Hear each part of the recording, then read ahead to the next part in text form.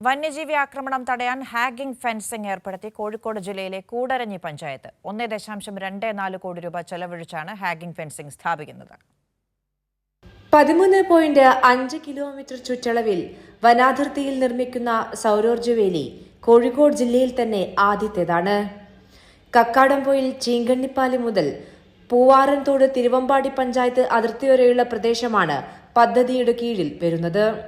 കാർഷിക വിളകൾക്ക് പുറമെ വളർത്തുമൃഗങ്ങളെയും മനുഷ്യരെയും വന്യജീവികൾ ആക്രമിക്കാൻ തുടങ്ങിയതോടെയാണ് അടിയന്തരമായി പദ്ധതി നടപ്പിലാക്കാൻ തീരുമാനം എടുത്തത്.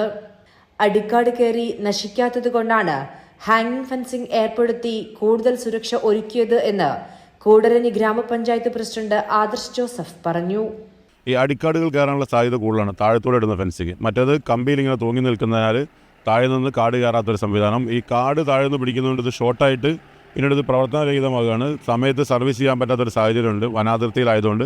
ഇപ്പം പഞ്ചായത്ത് ഈ വർഷം ഒരു പ്രൊജക്റ്റ് തയ്യാറാക്കിയിട്ടുണ്ട്.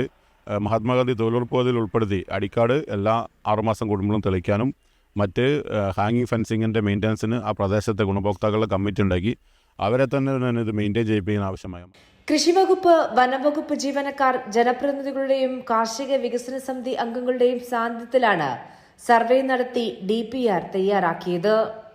കർഷകർ നേരിടുന്ന പ്രധാന പ്രശ്നങ്ങൾ ഓരോന്നോരോന്നായി പരിഹരിക്കാൻ നൂതന പദ്ധതികൾ നടപ്പിലാക്കുകയാണ് കൂടരഞ്ഞി ഗ്രാമപഞ്ചായത്ത്. കൈരളി ന്യൂസ്, കോഴിക്കോട്.